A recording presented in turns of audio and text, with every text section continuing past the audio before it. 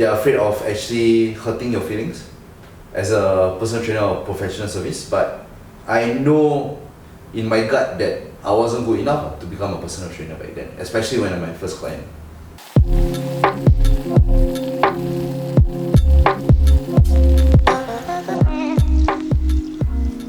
So last time I was all the way exercising actually. So in secondary school I was in rugby, so it's a physical sport. Then after that, after I finished my secondary school, I go into Muay Thai. And even in my diploma itself, I was doing aerospace electronics. And the reason why I was doing that is because I thought it would bring me to a path where I'll get closer to my initial dream, which I wanted to become a pilot. And my dream to become a pilot is actually a shallow one. So I wanted to press the autopilot button and play my PSP. So for the rest of the time, I'm just being a lazy bum. The only hard part is the initial studying. So that doesn't really bring me passion. So what actually made me go into the fitness industry wise was, in national service you're always taking orders. So the thing is that you feel like you stop using your brain. So you're just doing whatever you're told. And there's no creative freedom or creative choices that I actually can make. Then the only thing that I can actually make my choice is just choosing whatever foods there are in the canteen. I felt my brain is very rusty and I gotta use it. And the other thing is also because I was always been doing sports as well. So I'm slightly curious on what sports science will bring. So I asked my mom, Mom, I want to go for a degree. Oh, what study? I don't know. Sports science. Something like that. So it was literally out of ballpark that I just picked sports science. And when I actually went into the studies, right, I realized that it's amazing because I am able to actually apply the science and the maths itself into sports. Like how do you punch harder, how do you run faster, what kind of muscles are there and stuff like that. So from there, it actually builds my passion to go into the fitness industry. Yeah, actually what inspired me also is bodybuilding.com. Even though I was doing sports, right, in national service itself, I got a chance to actually do a lot of gym because the gym is right beside. And I go into bodybuilding.com and I see people like probably Jim Stopani and stuff like that. They're telling about, wow, all this research. So you're going to do how many reps, and then this is why the muscle will grow and how you actually get stronger, why the deadlift is really important and all this kind of stuff. So that piqued my interest a little bit, but I haven't really dived into sports science. Actually, the interesting thing is that in the middle of my degree, or 3/4 in my degree, I really applied myself to become a personal trainer. I want to see how it feels like, and I wanted to go into the very technical aspect of sports itself. I thought the best way to apply that through personal training, because you've got a large variety of clients. When I first went into becoming a personal trainer, it was really important for me to actually get my own clients. So I had to survey the floor and ask whether you want PT, you want PT, you want PT. So I come across this girl who I was training with, and she said that she wanted to lose weight. So what I did, like anybody else who thinks one of the best weight loss is to kill them. So what I did was I throw a lot of HIIT program. So burpees, mountain climbers, burpees and stuff like that. And out of the 8 sessions that she buy, after the 4th sessions, she actually just dropped out. And she realized that it was way too difficult for her to actually continue. And you know that, and I was wondering why. And at first it was more victim mentality. It was like maybe the client is not really dedicated enough and stuff like that. I knew that the training was very hard, but there wasn't results on her part even when she actually put in the hard work as well. So usually when they drop out, right, they don't exactly say what's the real reason, because they're afraid of actually hurting your feelings as a personal trainer or professional service. But I know in my gut that I wasn't good enough to become a personal trainer back then, especially when I'm my first client. There was still lacking things that I actually am able to use in my arsenal to actually help them achieve that result.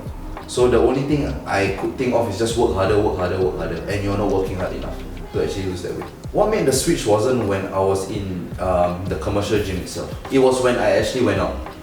The commercial gym itself, when I was working there, it wasn't really more client oriented. So I would say that the whole community was a lot more about sales, and for me was to get as much clients as I can.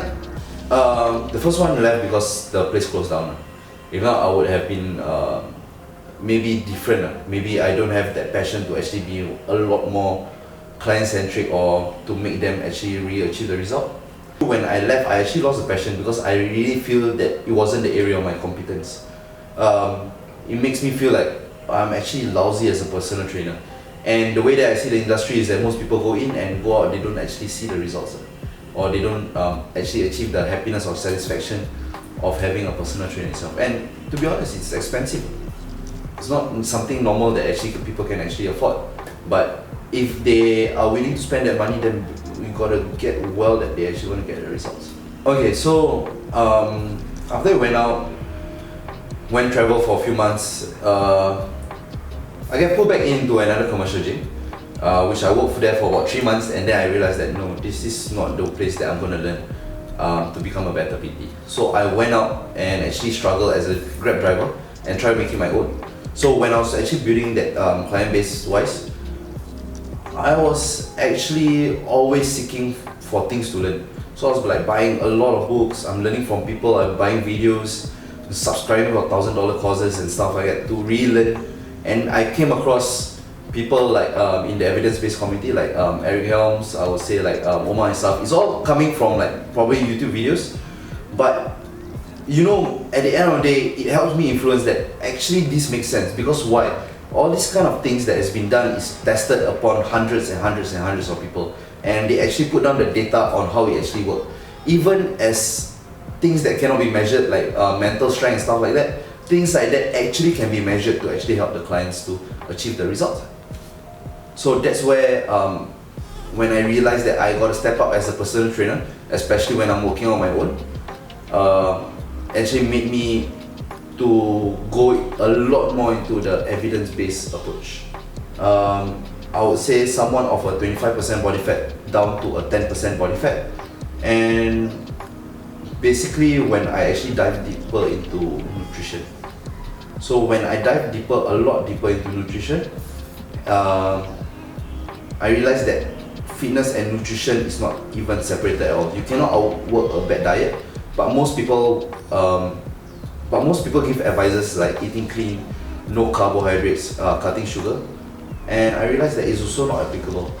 So when you actually find what is the basic foundation of things that make people change, rather than you're talking about sugar or rice or whatever, when you get down to the root of the problem itself, then you can actually find a solution. So that's where I realized that it goes to the next level. After I get one results, then it gets replicated over and over again. Then after that, I felt really passionate that I'm really changing somebody's life, from somebody of very high fat percentage of getting a cardiovascular disease to somebody who's really confident right now. Things really changed for me where I realized that's my area of competence and I can finally provide value to the world. Like, I was being a trainer for quite long and there wasn't any results, and finally like boom, I can get results for you, can get for everyone else and stuff, and as long as there's a certain guidelines that I actually have to do, right? Then I realized that let me get started. I want to help and improve the whole industry. To be honest, at first I get so much clients to the point that I couldn't handle anymore. I don't have the time to actually take in any more clients. My roster was really full. So one trainer actually come up to me and say like, hey Jess, do you need help? I was like, sure. Okay, so then when that person come in, then teach a few stuff here and there to actually put in work, and then most of the clients actually got results. I think all of the clients get results to drop all the way down to a healthy body fat percentage. And then another trainer come in, and then I realized I can actually make this into something. So that's where Body Engineers come about. Okay, so what I would say, and it could be generally a selfish reason just to sell myself, but at the end of the day, like, I would say Body Engineers trainers are the trainers that actually really care for their clients.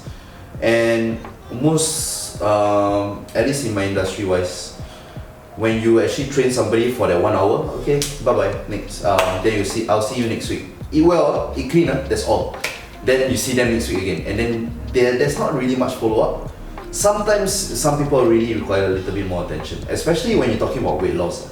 when you're talking about people who has been decades that they haven't changed their body at all, you really need to actually go there, text them, check up with them, see how they are doing.